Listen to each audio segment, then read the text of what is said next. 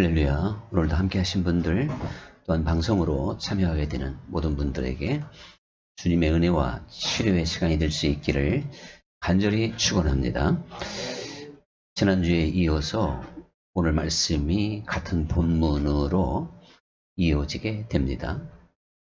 지난주에는 저들의 죄를 사하여 주옵소서, 거기에 초점을 맞추어서 말씀을 좀 나누게 됐습니다. 그런데 예수님께서 그렇게 고통과 그리고 자기를 배반하는 모든 사람들에게 그래서 절대 용서할 수 없는 참 죽음을 주는 사람이라면 원수 같은 사람인데 이제 저들의 죄를 사하시옵소서. 이건 예수님만 그런 게 아니라 스데반도 이제 그랬고, 또 제가 몇몇 분들의 예를 들어서 동서양을 막론하고 믿음의 사람들은 반드시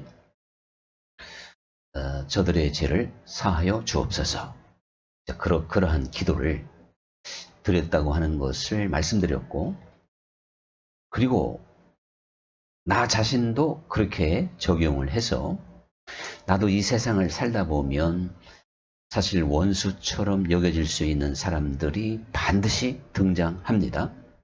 이것은 누구도 피해갈 수 없어요. 이건 하나님의 섭리 가운데 주어지기 때문에 내가 아무리 착하고 선하게 산다 하더라도, 인자무적이라는 말도 있지만 아무리 인자하게 살아도 적은 나타나게 돼 있어요. 그리고 그 적으로 말미암아 내가 죽을 것 같은 나의 어떠한 결정적인 일들이 망가질 수도 있습니다. 하나님의 기가 막힌 섭리 가운데 나를 힘들게 하고 넘어뜨리는 자가 내 인생의 곳곳에 잠복해 있다는 걸 아셔야 됩니다. 아유, 지금까지도 힘든데 그럼 앞으로도 그럴까요? 저는 그렇다고 말씀드립니다. 형님, 여기 지금 70이 넘으신 분도 이제는 이 나이에 또 있을까? 아니, 있습니다. 1년밖에 삶이 남지 않았다 할지라도 나타날 가능성이 대단히 있다. 그것은 내 의지와 상관없이 하나님의 섭리 가운데 주어지게 됩니다. 그리고 사실은 원수가 내 집안에 있다 그랬으니 어느 날 갑자기 자녀들과 부부지간에 어떠한 문제가 또 발생할 수도 있잖아요. 그리고 가까운 친구 관계에서도 항상 일이 일어날 수 있기 때문에 우리는 하나님의 어떠한 계획 가운데 나를 죽이려고 하는, 정말 멸망시키려고 하는 사람들을 피할 수 없구나. 이거 아셔야 돼요. 피하고 싶으면 혼자 달나라에 가서 살아야 돼요. 얼마나 처량한 삶이겠습니까? 말도 안 되죠? 아예 모세처럼 광야에서 혼자 그냥 텐트 치고 죽을 때까지 살든지, 그러면 거기서 또 괴롭히는 건 광야의 뜨거운 태양, 밤에 혹한 추위. 자, 네? 네. 그렇죠. 동물들. 이래저래 우리는 피할 수 없다니까요. 그 차라리 내가 있는 곳이 가장 좋은 줄로 아시고 감사하면서 저들의 죄를 용서하시옵소서. 나를 죽이려고 하는 사람까지라도. 이거 참 대단한데. 그런데 사실 겉으로 보면 이거 엄청난 일이고 어떻게 우리가 그렇게 할 수 있을까 생각이 들겠지만요. 그 원리를 생각해 보면 사실은 어려운 것도 아니에요. 그것은 바로 무엇이냐면 예수님의 말씀에 또 답이 나옵니다. 저들이 하는 것을, 자기들이 하는 것을 알지 못하기 때문이니이다. 이게 답입니다. 우리가 사실 형사처벌 무섭죠? 사람들이 가장 두려운 게 이제 감옥 간다든가 무기징역, 사형, 이것이 이제 두렵잖아요. 근데 일단 저 경찰 구치소만 가는 것도 아주 유치장이죠, 거기는. 그것도 싫어서 아주 안 가려고 합의금을 얼마나든 줄 테니까 나 하루도 못 살아. 그게 사람의 본성이에요. 우리의 어떠한 삶에 정말 내가 피할 수 없이 이렇게 다가오는데 예수님께서 가르쳐 주신 방법 또한 그건 너무나도 방법이라고는 자연스러운 거예요. 자, 예수님께서 모든 인생들을 볼 때 어떤 마음을 가지실까요? 예수님과 우리의 수준 차이가 엄청나죠? 그러니까 이건 예수님의 차원에서 사람을 바라보니까 아무런 문제가 안 되는 거예요. 혹시 그 소년 촉법 이거 아시죠? 그러니까 14세까지는 죄를 져도 형사처벌은 받지 않습니다. 근데 10살까지는 완전 무죄예요, 무죄. 어떤 죄를 져도. 그거는 그야말로 참 철이 없고 아무것도 몰란다. 근데 10살에서 14살까지는 그 촉법, 그러니까 소년 촉법의 규정을 받아요.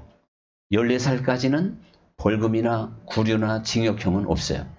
소년원, 뭐 이렇게 또한 사회봉사, 이런 식으로 계도를 합니다. 근데 14살에서 19살까지는 형사처벌 대상이 되죠. 대신에 이제 이렇게 소년원을 되게 소년원으로 보내는 것 뿐이죠. 그런데 19살 이상이 되면 정말 판사들도 전혀 감안하지 않는다 이거죠. 자, 그러면 우리가 하나님 편에서 우리 인생들을 바라볼 때 마치 버러지와 같고 금수와 같다.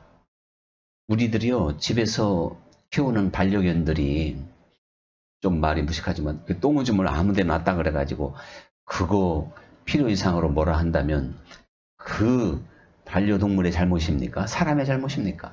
네, 그 사람이 좀 어리석은 거죠. 또 우리가 자식들 키울 때 정말 갓난아기 때 3살 때, 4살 때, 심지어는 초등학교, 또 중고등학교 때까지 우리는 관대하죠. 그냥 어려서 그래, 몰라서 그래. 또 부모도 그러니까 자식을 볼 때, 또 우리가 어른이 참 어린 사람들을 볼 때, 갓 시집 온 며느리도 얼마든지 이해하는 마음으로 또 사실 볼 수도 있어요. 이런 사실은 원리가 되는 거예요. 원리라면 꼭 원리입니다. 그런데 하나님 편에서 우리 인생들을 봤을 때는요, 사실은요, 한없는 용서가 가능한 거예요. 우리가 그걸 잘 몰라서, 아이고, 하나님이 나 이제 버리셨나? 하나님께서 나를 이제 영영 잊으셨을까? 착각을 합니다. 그래서 이사야 56장에 제가 한번 본문으로 사용하기도 했지만, 하나님 앞에 계명도 안 지키고 그야말로 망가질 대로 망가진 사람들이요, 나는 하나님 앞에 이제 이방인처럼 되었구나. 나는 고자와 같이 되었구나. 표현이 그렇습니다만은 이 이야기는 구약의 이방인들과 또한 그 고자에 해당되는 사람은 하나님의 그 총회에 들어가지 못하죠. 이스라엘 수에 못 들어가는 거예요. 이방인들. 그러니까 실제 그 이스라엘 사회에서요, 이제 그 바벨론 포로에서 돌아온 사람 가운데 이방 사람들이 많았어요. 분위기에 따라서 이제 이렇게 왔는데, 아니 알고 보니까 이방인들은 이스라엘의 총회에 못 들어간단 말이에요. 그러니까 얼마나 낙심천만이겠어요. 우리가 고국 산천을 다 버리고 여기까지 왔는데 세상에 이스라엘 총회에 정식으로 호적에 못 올리다니 서글프죠. 또 이스라엘인이라 하더라도 어떠한 고자로 태어나게 되면 결국 이스라엘 총회에 못 들어가는 거예요. 유대인이라 하더라도. 그건 실제적인 역사인데 하나님께서 바로 그 구약 이사야를 통해서 거기서 중요한 영적인 교훈을 들려주고 있습니다. 실제로 우리들이요, 하나님을 떠난 오랜 삶을 살게 되면, 야, 하나님과 나와의 사이가 너무 멀어서, 거리가 너무 멀어서, 복음성가 그거 좀 너무 멀리 왔나요? 뭐 그런 복음성가 있듯이, 이제 하나님이 나를 이방인 취급하겠구나. 나는 하나님과 이제는 정말 관계가 끝났구나. 이방인은 또 고자와 같이 하나님의 생명에서 나는 제외됐구나. 이것이 죄를 지은 사람들의 마음인 거예요. 하나님 앞에 범죄한 사람들마다 다 그런 생각을 갖게 됩니다. 어떤 이거는 죄에 눌리고 죄의 공포에 떨고 하다 보면 자연스럽게 나타나는 반응이 되겠죠. 그러니까 신약에 와서 그 말씀을 어떻게 적용해야 되느냐? 하나님 편에서는요, 네가 나를 잘 알지 못해서 내가 볼 때 너는 유치원생이고 초등학생이야. 또한 갓난아기야. 그런 차원에서 네가 아무리 엉망진창으로 살았다 할지라도 네가 예배당을 다니고 나를 믿겠다고 신앙 고백하고 교회에서 집사, 권사, 장로, 목사가 됐다 할지라도 네가 지금까지 무너진 삶을 살았다면 너는 나를 잘 알지 못했던 것이다. 우리가요, 하나님을 알게 되면 절대 범죄할 수 없는 거예요. 절대는 물론 붙일 수 없죠. 이게 요한일서 3장의 말씀이에요. 하나님께로 난 자마다 범죄하지 않는다는 겁니다. 범죄하지 않는 이유는 하나님의 씨가 그에게 있고 하나님께로부터 났기 때문이다.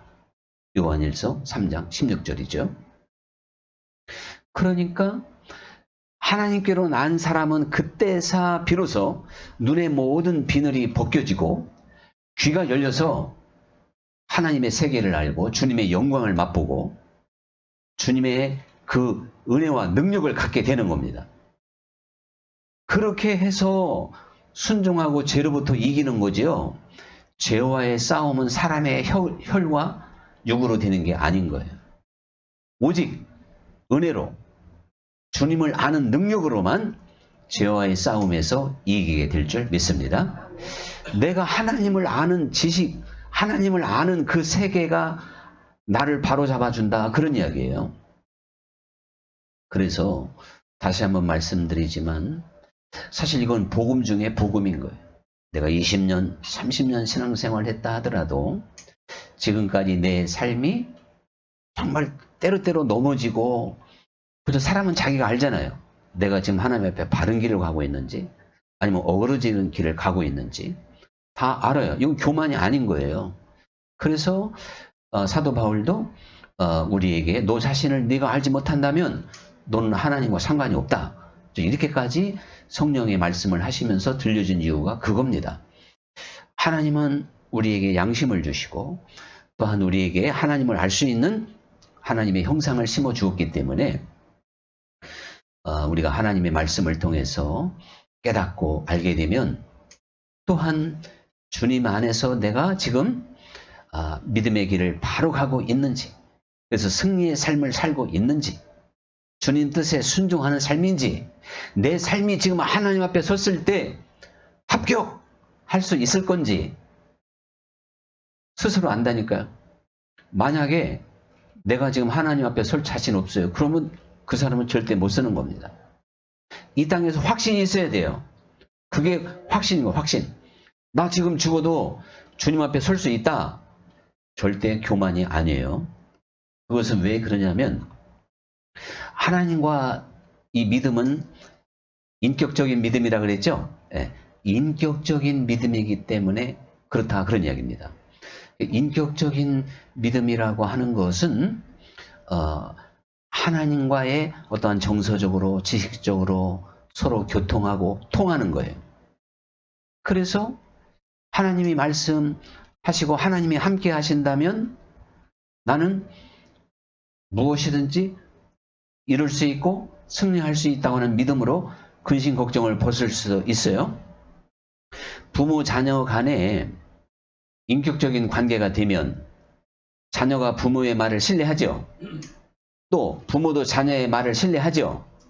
사람과의 관계도 그래요. 서로 인격적인 관계라고 하는 건 서로를 신뢰한다는 거예요. 믿는다는 겁니다.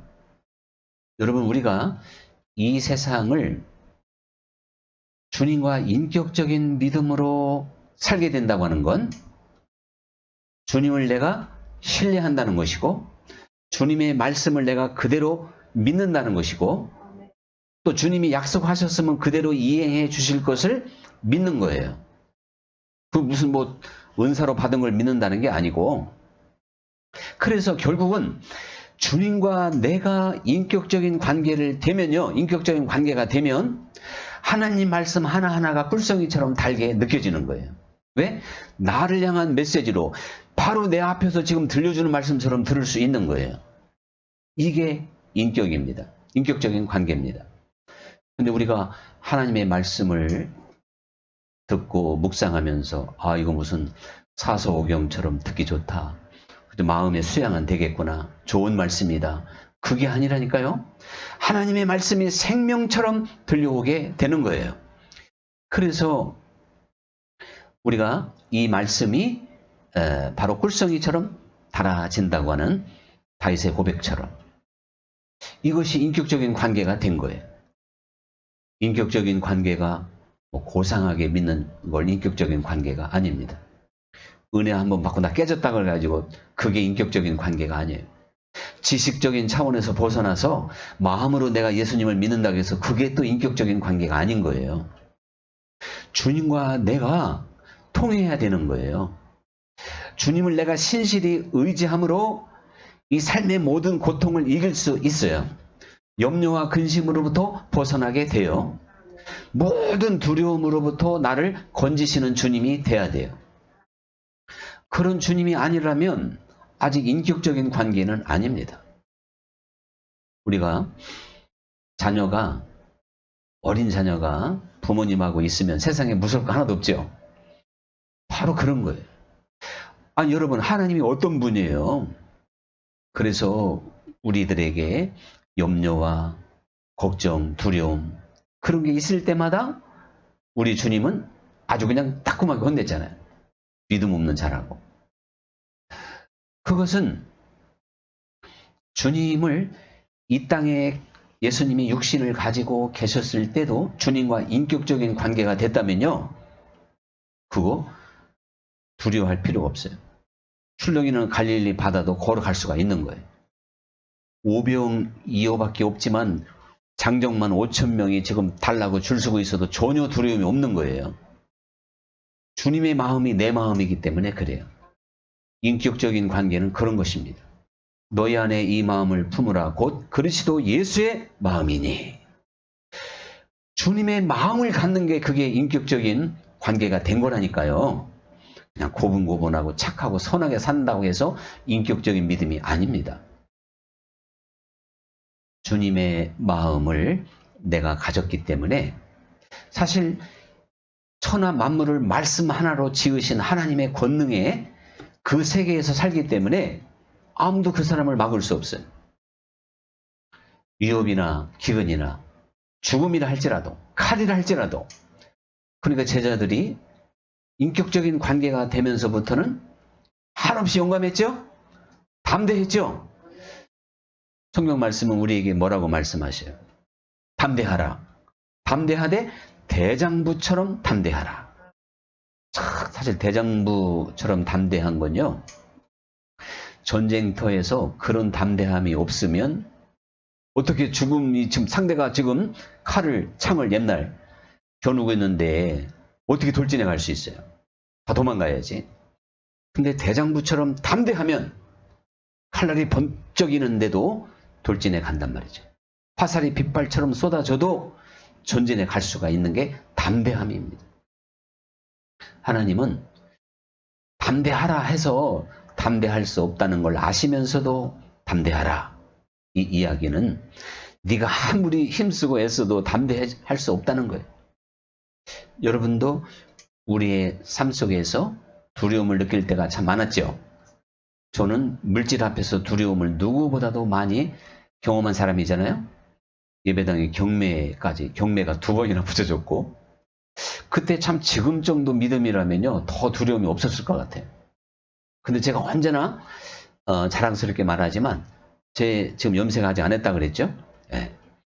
제가요 그 가운데서 막 두렵고 염려하고 근심했으면 제 머리에 지금 검은 머리가 하나도 없어야 돼요. 그런데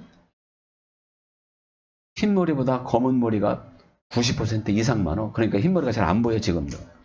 근데 가까이 보면 꽤 있습니다. 가까이는 보지 마시고. 자, 그런데 어쨌든요. 그게 하나님이 저를 위로하시면서 믿음도 주시고 담대함을 좀 주셨기 때문에 그랬어요. 사실은. 그런데 더 담대했다면 뭐 전혀 끄떡없이 경매 아니라 뭐가 와도 하나님의 일은 하나님이 책임진다. 그랬을 거고 사실 그러나 저는 그런 경험이 없으니까 내가 만약에 의사에게 지금 사형 언도를 받았다. 이제 당신은 3개월밖에 못 산다. 6개월밖에 못 산다. 그랬을 때 어떻게 할 건가? 주님과 인격적인 관계가 됐으면 담대할 줄 믿습니다. 그게 답인 거예요. 그래서요. 조지 뮬러가 안개가 저기 껴서 출항을 못해도 선장한테 자신 있게 갑시다. 이 안개 거칠 겁니다. 그게 지금 사람의 힘으로 돼요? 그리고 선실 아래에 내려가서 잠깐 기도하고 그냥 나오면 선장 갑시다 그러는 거예요. 그냥 볼 것도 없어. 여러분 이게 인격적인 관계입니다. 주님은 우리를 이렇게 만나 주시기를 원하시는 줄 믿습니다. 한국의 조지 뮬러는 저는요 홍대위 목사님이라고 그랬죠. 홍대위. 이름이 대위라 그랬잖아요. 제가 그분 간증을 정말 간간히 들려줬어요. 야, 그분은요 내일 당장 그 당시에 50원 지금 제가 이렇게 지금 수준으로 보니까 한 1,000만 원 되더라고요. 1,000만 원. 1,000만 원이 하루 사이에 있어야 되는데 세상에 하나님이 내일 주실 줄 믿고 태연히 주님 저 50원 필요해요. 그날 새벽에 진짜 딱 50원이 주어졌잖아요. 그리고 비행기를 예약하고 그때는 2,000원이니까 2만 원이니까 그럼 몇 억입니다. 지금으로 말하면 몇십억이지. 그런데도 그 몇십억이 또 그 날짜에 정확하게 알지도 못하는 사람에 의해서 채워지게 돼요. 이제 엘리사 시절에 그 사마리아 성이 아주 극심하게 기근 즉 적들에게 포위를 당해서 다 죽게 됐잖아요. 그런데 그때 엘리사는 내일 이 시간까지 모든 필요한 게 채워질 것이다. 그러니까 모든 그 인플레가 다 잠잠하게 되고 정상 곡식가가 가격이 된다 이거예요. 그러니까 만약에 쌀 한 대박에 100만 원이라면 이제 정상처럼 몇천 원이 된다. 그런 예언을 한 겁니다. 하루 사이에. 그러니 군대 장관은 말도 안 된다고 안 믿었잖아요. 근데 사실 엘리사의 말대로 그대로 됐잖아요. 그 된 과정이 또 4명의 한센병자를 통해서 되었다고 하는 자체도 참 기가 막힌 것이고 이것은 성경의 이야기만이 아니고요.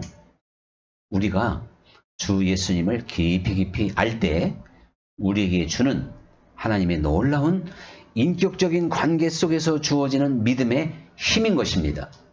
우리가 이 힘을 가지면 주님을 이렇게 알면 이 세상 모든 때로는 원수라 하더라도 자기가 하는 것을 알지 못하기 때문입니다. 이런 눈으로 본단 말이죠. 사람이 결국 그러니까 죄를 짓고 내가 잘못한다고 하는 이야기는요. 알지 못해서 그런 거예요. 알고서 그렇게 행할 수는 없는 거예요. 그러면 우리가 주님을 인격적인 관계가 됐다 그래가지고 죄를 한 번도 안 짓냐? 그럴 수는 없죠. 그래서 성경에도 몇몇 예화가 나오잖아요. 모세도 사실 그 죄를 졌어요. 그것 때문에 가나안 땅에 못 들어갔잖아요. 구원하고 상관없이. 다윗도 마찬가지고. 아주 위대한 신앙인들도 이렇게 인격적인 관계가 됐음에도 불구하고 넘어지는 모습이 보입니다. 바울도 마찬가지예요. 바나바와 심하게 다투고 이런 것들이 있기 때문에 섰다 하는 자는 넘어질까 조심하라 그랬는데